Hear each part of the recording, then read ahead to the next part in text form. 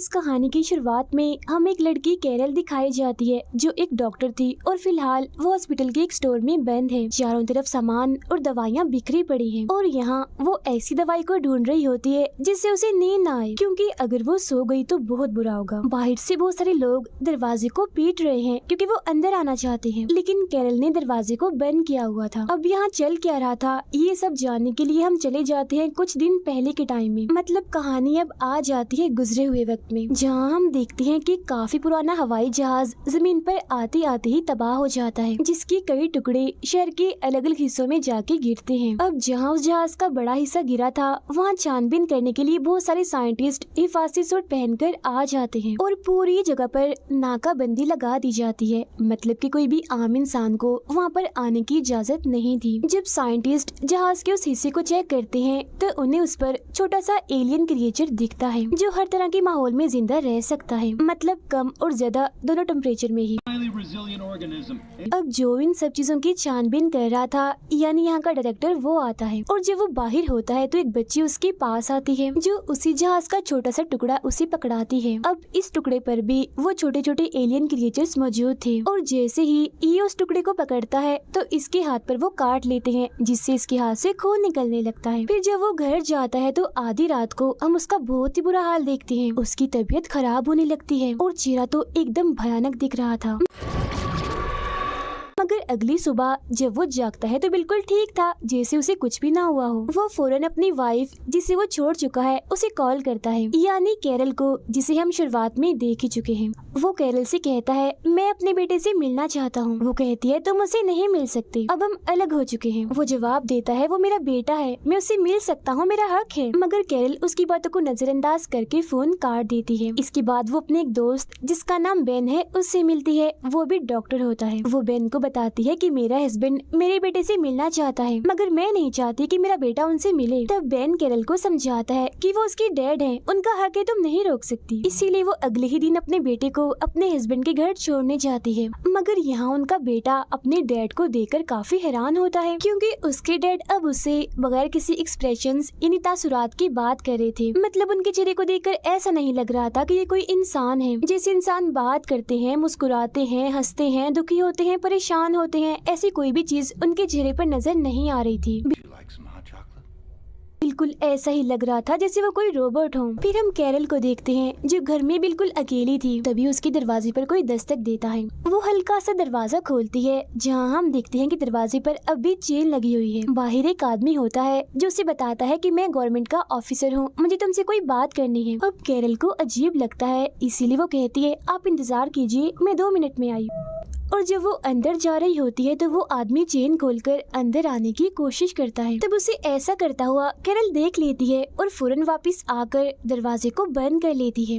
अब दरवाजे के शीशे से वो आदमी कैरल को घूर घूर कर देखने लगता है। इसके चेहरे पर भी कोई एक्सप्रेशन नहीं होता। और आज ही कैरल ने इस आदमी जैसे बहुत सारे ऐसे लोग देखे होते हैं जिनके चेहरे पर भी कोई एक्सप्रेशन नहीं था। उसे कुछ भी समझ नहीं आती कि आखिर यहाँ पर हो क्या रहा है। मगर उसकी परेशानी तब बढ़ जाती है जब वो अगली सुबह ऑफिस जा रही होती है, क्योंकि वो अपने रास्ते में इस तरह के ही बहुत सारे लोगों को देखती है जो आपस में बात नहीं कर रहे होते और बुत बनकर खड़े होते हैं। वो लगातार एक ही तरफ देख रहे थे और सीधा सीधा चल रहे थे। मतलब एक्सप्रेशंस इनके चेहरों पर भी नहीं थे। ये ना खुश थे, ना दुखी थे, ना किसी बात की फिक्र से ये परेशान थे और ना ही रो रहे थे। ऑफिस जाने के बाद वो इंटरनेट पर इस बारे में सर्च करती है, जहाँ तकरीबन 2 लाख लोगों ने इस तरह की ही बातें लिखी हुई थी कि जो हमारे अपने हैं वो पहले जैसे नहीं रहे, उनका सलूक और सब कुछ बिल्कुल बदल चुका है। इन सब चीजों से परेशान होकर वो अपने दोस्त बेन से मिलने जाती है, जहाँ एक दूसरे डॉक्टर भी होते हैं जो इन्हें बताते हैं कि जो हवाई जहाज जमीन पर तबाह हुआ था उस पर बहुत सारे एलियन क्रिएचर्स देखे गए थे और ये जो कुछ भी हो रहा है उनकी वजह से ही हो रहा है, क्योंकि वो एलियन क्रिएचर्स इंसानों के जिस्म में घुसकर पहले दिमाग को अपने कंट्रोल में करते हैं और बाद में पूरे जिस्म को अपने हिसाब से चलाते हैं। और जो भी उन एलियन क्रिएचर्स का शिकार होता है वो ऐसा ही बेहिस बन जाता है। मतलब ना उसके अंदर कोई जज्बात होते हैं और ना ही कोई तासुरात। ये सारी बातें जानने के बाद कैरल परेशान हो जाती है, इसीलिए वो फौरन अपने बेटे को लेने के लिए अपने हस्बैंड के घर जाती है, जहाँ उसके हस्बैंड के घर में और भी लोग थे। वो कैरल को बताता है कि हमारा बेटा अपने दोस्त के घर गया है उसके साथ खेलने के लिए, इसीलिए कैरल उसके कमरे में जाकर उसका सामान बांधने लगती है। लेकिन जब वो नीचे आती है तो दरवाजा बंद होता है और उसके हस्बैंड के घर जितने भी लोग थे वो सब उसे चारों तरफ से घेर लेते हैं। ये देखकर वो अपने हस्बैंड से पूछती है ये सब क्या है, जिस पर उसका हस्बैंड कहता है जब तुम सो जाओगी तो जागने के बाद तुम्हें कुछ भी पता नहीं चलेगा, बस तुम एक काम करो, हमारा साथ दो, बाकी तुम जैसी हो वैसी रहोगी, तुम्हारा दिल दिमाग जज्बात तासुरात जैसे हैं वैसे ही रहेंगे, हमारी तरह बदलेंगे नहीं। ये सब जानने के बाद कैरल समझ जाती है कि उसका हस्बैंड भी अब उन एलियन क्रिएचर्स का शिकार हो गया है। वो काफी घबरा जाती है और वहाँ से भागने की कोशिश करती है, लेकिन उसका हस्बैंड उसे पकड़ लेता है और उसके मुंह पर हरे रंग की उल्टी कर देता है। मगर कैरल अपना मुंह साफ करके जैसी तैसी यहाँ से निकलती है और अपनी गाड़ी लेकर यहाँ से भाग जाती है। लेकिन थोड़ा आगे जाने पर वो देखती है कि सामने एक ट्रक है जिसके पास कुछ लोग खड़े हैं और ये भी कोई आम इंसान नहीं है बल्कि उन एलियन क्रिएचर्स का शिकार बन चुके हैं। ये देख कैरल घबराते हुए अपनी गाड़ी पीछे की तरफ लेने लगती है, लेकिन पीछे भी एक गाड़ी थी जो उसकी गाड़ी में आके लगती है और अब कैरल गाड़ी के जरिए तो यहाँ से नहीं निकल सकती थी, इसीलिए वो फौरन उतरकर वहाँ से भागने लगती है, जहाँ वो सारे लोग भी उसके पीछे पीछे भागने लगते हैं। तो वो भागकर एक ट्रेन में चढ़ जाती है और देखती है कि यहाँ पर बैठे हुए लोगों में से किसी के चेहरे पर भी कोई भी इंसानों वाले तासुरात नहीं है, मतलब वो सब भी एलियन क्रिएचर्स का शिकार है। कैरल को कुछ समझ नहीं आती कि मैं क्या करूँ। तभी उसके बेटे की वीडियो कॉल आती है जो उसे बताता है कि डैड मुझे कहीं ले आए हैं, मुझे नहीं पता मैं कहाँ हूँ, लेकिन मुझे बहुत डर लग रहा है। ये जानकर वो परेशान हो जाती है और बस रोने ही वाली थी कि तभी उसके सामने बैठा लड़का कहता है कि बिल्कुल शांत हो जाओ, परेशान मत हो और रोना तो बिल्कुल भी मत। Don't show emotion.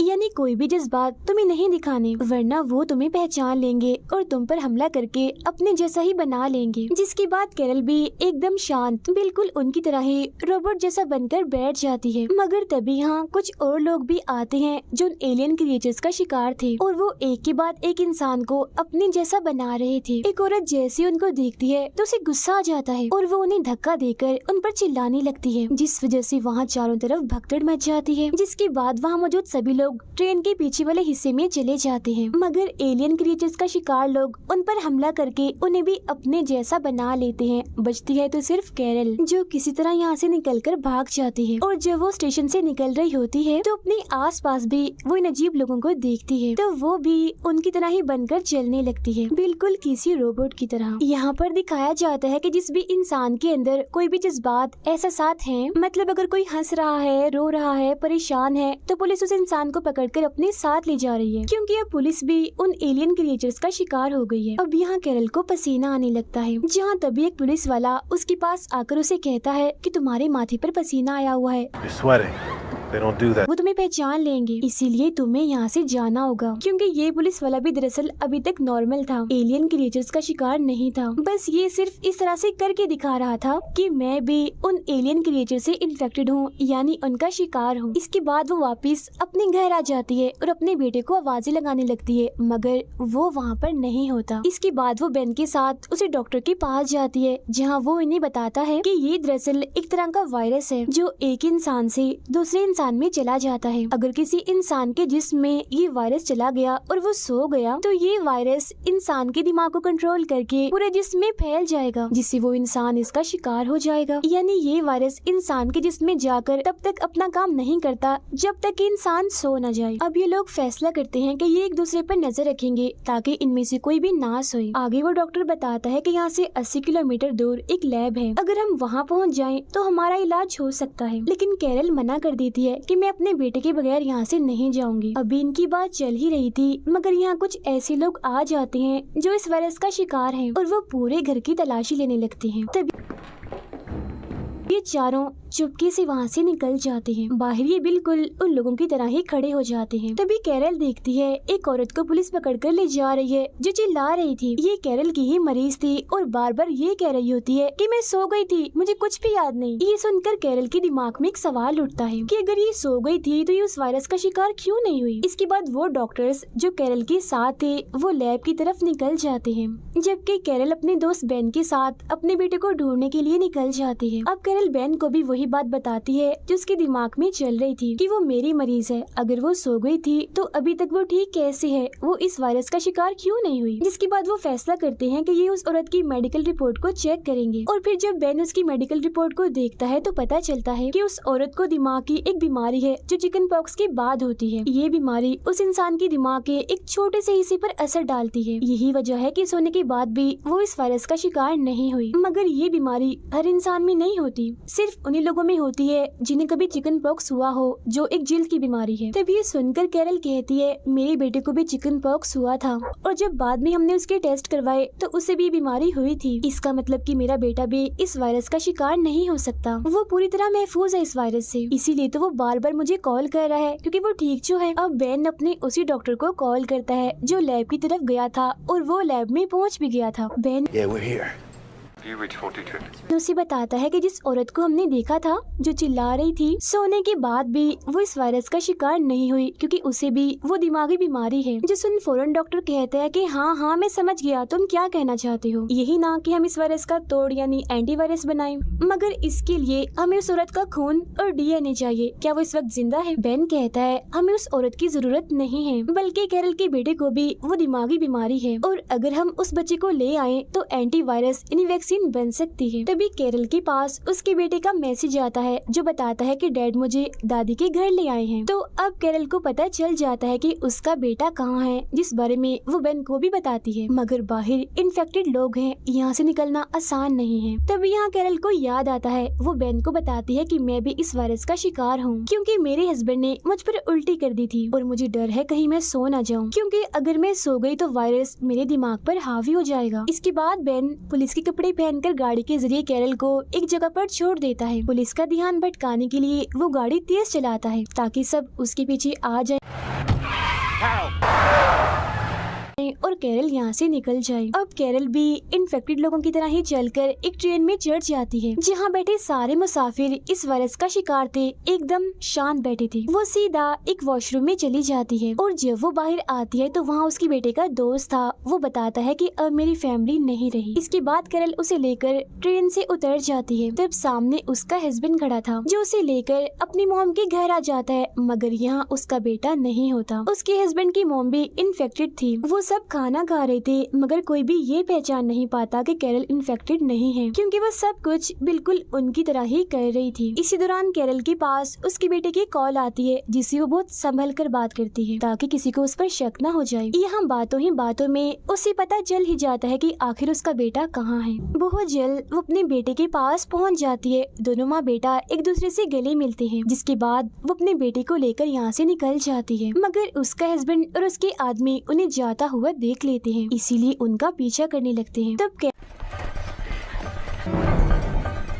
कैरल और उसका बेटा भागकर एक बेसमेंट में आ जाते हैं जहां उनके पीछे पीछे कैरल का हस्बैंड भी आ चुका था जो इन्हें देख लेता है। वो अपने ही बेटे को पकड़कर उसे मारने की कोशिश करता है क्योंकि अब उसके अंदर कोई भी जज्बात नहीं थे कि ये मेरा बेटा है। मगर इससे पहले कि वो उसे मारता, कैरल एक रॉड से हमला करके उसे जान से मार डालती है। जिसके बाद वो अपने बेटे को लेकर एक हॉस्पिटल के स्टोर में आ जाती है जहाँ बहुत सारी दवाइयाँ थी। फिर वो एक दवा को इंजेक्शन में भरकर अपने बेटे को देती है और कहती है कि अगर मैं सो जाऊं तो इसे मेरे दिल में लगा देना। फिर कैरल के पास बेन की कॉल आती है। ये उसे बताती है कि मेरा बेटा मेरे साथ है और हम एक हॉस्पिटल के स्टोर में हैं। बेन कहता है ठीक है, बहुत जल्द मैं भी वहाँ पहुँच जाऊंगा। अब कैरल को बहुत नींद आ रही थी मगर वो नहीं सो सकती थी क्योंकि सोने के बाद जब वो जागेगी तो वो भी इन्फेक्टेड हो गई होगी। लेकिन क्योंकि उसका बेटा थक चुका था इसीलिए वो सो जाता है। जिसके बाद वो यहाँ नींद ना आने की दवा ढूंढना शुरू कर देती है और ये वही सीन है जहाँ से कहानी शुरू हुई थी। बाहर से इन्फेक्टेड लोग दरवाजे को पीट रहे होते हैं अंदर आने के लिए, मगर वो दरवाजा नहीं खोलती। वो काफी घंटों से नहीं सोई होती इसीलिए अब उसे नींद आ जाती है। उसका बेटा जब ये देखता है कि मेरी मॉम सो गई है तो वो उस इंजेक्शन को कैरल के दिल में लगा देता है जिससे वो फौरन जाग जाती है, यानी कि वो पूरी तरह से नहीं सोई थी। तभी यहाँ पर बेन भी आ जाता है जिसे देखकर वो बहुत खुश हो जाती है और उसके गले से लग जाती है। मगर बहुत जल्द उसे एहसास हो जाता है कि बेन भी अब उस वायरस का शिकार हो चुका है। तब वो जल्दी से उस पर गन तान देती है। बेन कहता है एक दिन तुमने ही मुझसे कहा था कि पूरी दुनिया में सुकून होना चाहिए, कोई लड़ाई नहीं होनी चाहिए। लो देख लो, इस वायरस की वजह से ऐसा हो भी गया, हर तरफ सुकून हो गया है। वायरस का शिकार लोग आपस में नहीं लड़ते क्योंकि उनके अंदर कोई जज्बात, कोई एहसास है ही नहीं, तभी तो हर तरफ सुकून का माहौल है। अब दुनिया से हर तरह की बुराई खत्म हो जाएगी। ये कहने के बाद वो दरवाजा खोल देता है ताकि वो इन्फेक्टेड लोग अंदर आ जाएं। तब कैरल रोते हुए पूछती है, मैं तो वायरस का शिकार हो जाऊंगी, मगर मेरे बेटे जैसे लोगों का क्या होगा? बेन कहता है, जो इस वायरस का शिकार नहीं हो सकते, हमारी इस दुनिया में उनकी कोई जगह नहीं है। जिसके बाद वो सारे लोग उसके बेटे को मारने के लिए आगे बढ़ते हैं। तब कैरल उन पर गोलियां चलाकर सभी को मार डालती है। साथ ही वो बेन को भी गोली मारकर उसे जख्मी करके अपने बेटे को लेकर यहाँ से निकल जाती है और गाड़ी में बैठकर वो यहाँ से भाग जाते हैं। मगर अब बहुत सारी गाड़ियाँ उसके पीछे लग जाती हैं क्योंकि सभी उसे मारना चाहते हैं। तभी एक गाड़ी अचानक से आकर उसकी गाड़ी से टकरा जाती है। एक्सीडेंट होने की वजह से वो फौरन ही बेहोश हो गई थी। जिसके बाद वायरस का शिकार लोग चारों तरफ से उनकी गाड़ी को घेर लेते हैं, मगर इससे पहले वो गाड़ी का शीशा तोड़ते उसे होश आ जाती है और एक बार फिर वो गाड़ी चलाने लगती है। तभी उसे डॉक्टर की कॉल आती है जो लैब में था। वो कैरल से कहता है, वैक्सीन बनाने के लिए हमें तुम्हारे बेटे की जरूरत है, तुम कहाँ पर हो? तो वो उसे बता देती है कि मैं कहाँ हूँ। जिसके कुछ वक्त के बाद हेलीकॉप्टर के जरिए वो भी यहाँ आ जाता है और कैरल को बिल्डिंग की छत पर आने का कहता है। तब कैरल लिफ्ट के जरिए अपने बेटे को लेकर छत की तरफ जाने लगती है, लेकिन अभी भी बहुत सारे इन्फेक्टेड लोग उसका पीछा कर रहे होते हैं। लेकिन जैसे तैसे वो छत तक पहुँच जाती है। तब डॉक्टर हेलीकॉप्टर में उसे लेकर यहाँ से चला जाता है। जिसके बाद वो सब कैरल के बेटे को लेकर लैब में आते हैं। उसकी डीएनए और खून की मदद से इस वायरस का तोड़ यानी वैक्सीन बना ली जाती है। जिसके बाद एक एक करके सभी इन्फेक्टेड लोगों को ठीक करना शुरू कर दिया जाता है। कुछ वक्त के बाद तकरीबन सभी ठीक हो जाते हैं, जिन्हें कुछ भी याद नहीं होता कि जब वो इन्फेक्टेड हुए थे तब उन्होंने क्या किया था। मतलब पुरानी कोई भी चीज उन्हें याद नहीं थी। उनमें से एक बेन भी था जिसने कैरल से शादी कर ली थी। यही कैरल के बेटे का दोस्त भी था जो कि इनके साथ ही रह रहा था क्योंकि उसकी फैमिली अब मर चुकी थी। इस नई जिंदगी में सब एक साथ बहुत खुश थे और इसी के साथ ही फिल्म यहीं पर खत्म हो जाती है।